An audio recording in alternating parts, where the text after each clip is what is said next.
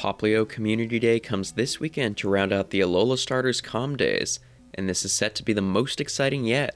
How good is Primarina with Hydro Cannon? And what about its brand new move, Sparkling Aria? We're breaking these down and more in today's analysis, so let's dive right in.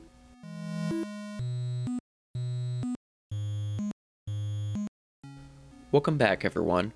All three Alola Starter Community Days have debuted the starter's signature moves from the main series, Spirit Shackle for Decidueye, Darkest Lariat for Incineroar, and now Sparkling Aria for Primarina. Now this move is a bit different because the previous two matched the starter's subtyping, but Sparkling Aria is another water type move, and with Hydro Cannon already being so OP, it'll be tough to beat. But let's take a close look at the move to see. Sparkling Aria in raids has a lower power than Hydro Cannon at 85, and it's not any faster than it, so this isn't preferred. In PvP, at 45 energy and 80 power, Sparkling Aria is a great move, but once again, worse than Hydro Cannon. It could make for a good addition to Lapras in the future, the only other user of the move currently.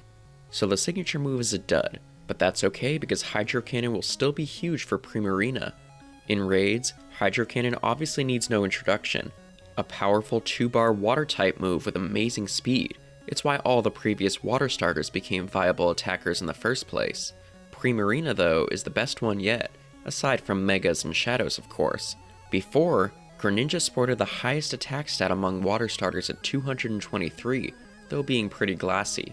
Not only does Primarina have a higher attack at 232, but its defense and HP are also both higher than Greninja's. Overall, this makes Primarina the best water starter, again excluding Shadows and Megas. While Greninja has slightly higher speed of damage, Primarina's bulk and typing make it the superior choice. Now obviously, Megas and Shadows outclass it, but Primarina still remains the top non-Shadow, non-Mega, and non-legendary water attacker, which is really impressive. This makes it a great budget option for those who don't have Kyogre or various Shadows and Megas. Moving on to PvP though, Hydro Cannon always does big things for water starters, and Primarina is no exception. Now as far as the Great and Ultra Leagues go, Hydro Cannon Primarina is best used as a charmer, and it's a pretty solid one. Compared to things like Alolan Ninetales and Wigglytuff, Primarina is less bulky, but it does have the hard-hitting, cheap Hydro Cannon. Essentially, it's a charmer that performs better against water types like Feraligatr and Gastrodon, but worse against other Pokemon like Charjabug, Lickitung, and Cresselia. Honestly though, I would rather run a Azumarill in the Great League or Tapu Fini in the Ultra League, but Primarina still offers a unique role as a Water Fairy type charmer.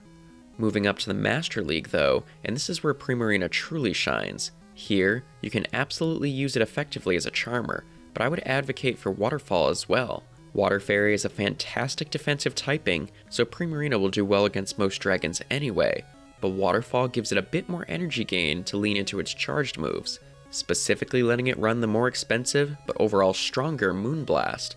Plus, it's able to do more damage to things like Landorus, Rhyperior, and Ho-Oh.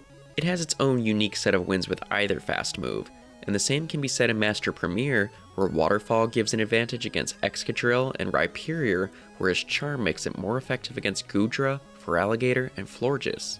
Now with the new meta coming up, I'd say Primarina is slightly less favored than if it got Hydro Cannon earlier this past season. Having less fighting types will do that. Nonetheless, its great moves and defensive typing will make it arguably one of the best Pokemon in Master Premier, so I definitely recommend hunting for a high IV one for that. But now, we're turning it over to you. Are you excited for Popplio Community Day? I've always loved the Alola starters, so I'll definitely be hunting for some shinies and getting XL candy for my hundo. Let me know your thoughts in the comments below. If you like this video, be sure to give it a thumbs up and subscribe so you don't miss our upcoming videos, including an analysis on next month's Dual Ponyta Calm Day. Until next time though, thank you so much for watching, and best of luck on Popplio Community Day. Take care.